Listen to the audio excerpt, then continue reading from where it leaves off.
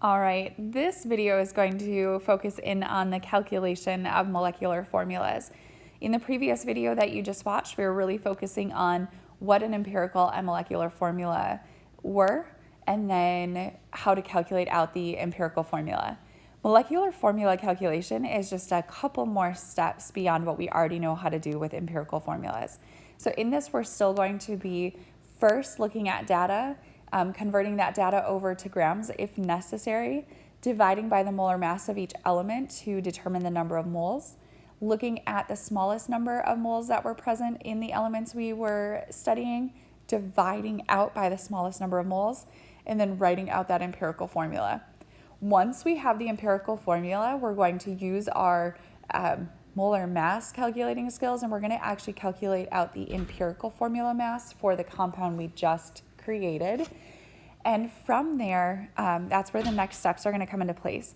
In these problems, in the chemistry book, online examples, they will give you the known molar mass of the compound, like the final version of the compound.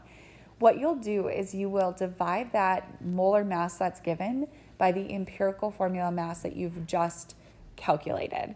That's going to give you a new ratio. That ratio could be a 1-to-1, it could be a 2, a 3, a 4, it could be really anything. When you get that number, you're going to take that number and you're going to multiply every subscript number in the formula, in the empirical formula, and that will be giving you your new molecular formula. If the ratio that you end up coming up with is a 1, that just means you have an example where the empirical and molecular formula for the compound are the same, and that's totally fine and awesome when that happens because it saves you one little step. All right, the example we're going to focus in on is one that is related to biology. So succinic acid is a substance produced by lichens. Chemical analysis indicates that it is composed of 40.68% carbon, 5.08% hydrogen, and 54.24% oxygen. The molar mass of succinic acid is 118.1 grams per mole. We're going to determine both the empirical and molecular formulas of succinic acid. Just like in the previous video, we're going to just make a list and do this one step by step.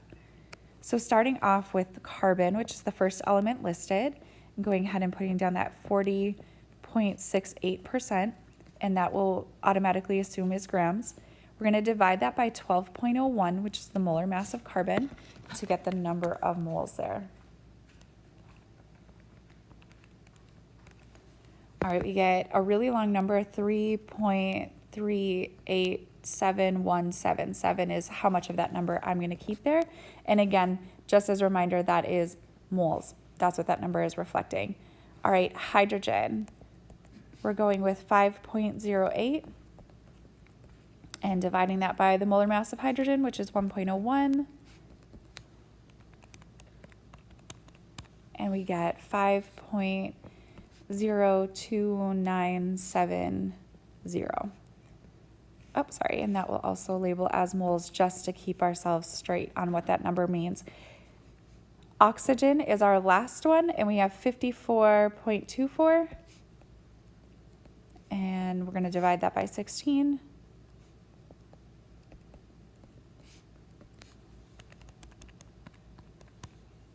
And we get 3.39.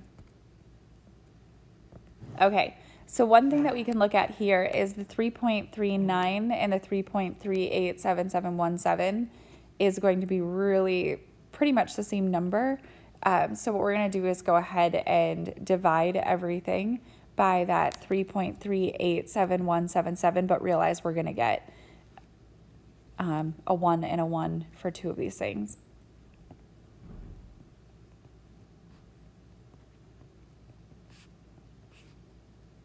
And again, we're dividing by moles. This number here is moles also, so the units of moles will cancel out.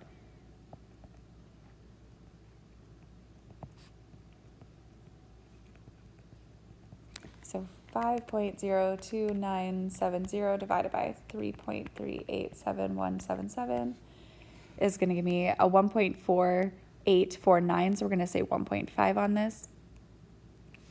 And then this one we know will divide out to be a 1 as well.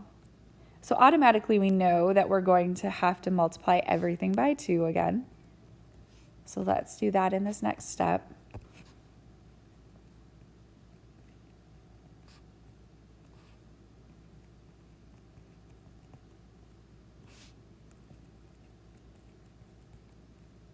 And then our next step will be to write the actual chemical formula for the empirical formula.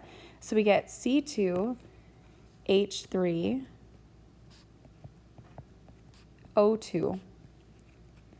So this is our empirical formula, and that is one of the answers that we are looking for. Now, to determine the molecular formula, we need to calculate the empirical formula mass of this. So I'm going to just go ahead and plug that into my calculator.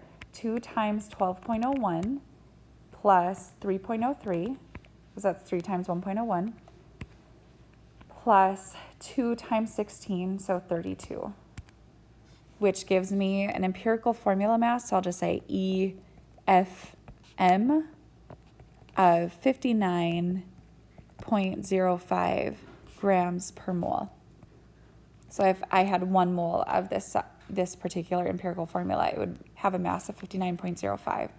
All right, so the last couple of steps here, we have a bunch of the information that we need to solve this problem. I'm going to pull that data of the molar mass is 118.1 grams per mole. So again, that's the true mass of this compound.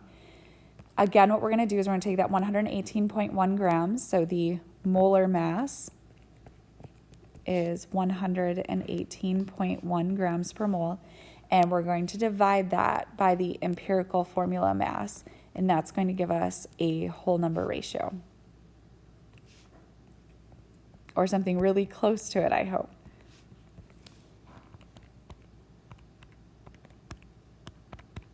Gives us a 2. All right, so we're super close now. We're going to take this number, this 2, and we're going to multiply that times every subscript in our original formula to get our molecular formula. So our MF, our molecular formula, is going to be C4H6O4. And one thing you can do, and it's something that if you have time, you could do it, but I encourage people just to make sure they didn't mess up on any steps, is go ahead and recalculate out the molar mass based on the new equation that you've just created, the new compound you've just created. So 12.01 times 4 plus 6.06 plus 4 times 16. And we get 118.1. So if you've done the math correctly, it should end up working out pretty nicely. All right, that is all I'm going to give as an example. Again, you have an empirical and molecular formula worksheet to work on following this, where you're gonna do a lot of practice.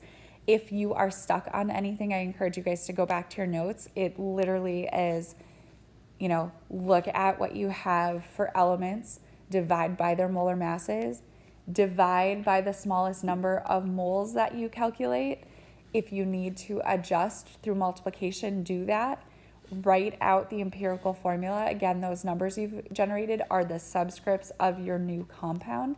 If you are asked to calculate a molecular formula, the next thing you'll do is take that empirical formula, calculate the mass of it, and from there, you will divide the molar mass by the mass you just calculated, get the ratio, and then do some multiplication. I know that sounds complicated, but with practice, once you have the problems out in front of you, it's just do step 1, step 2, step 3, and it actually goes by fairly quickly.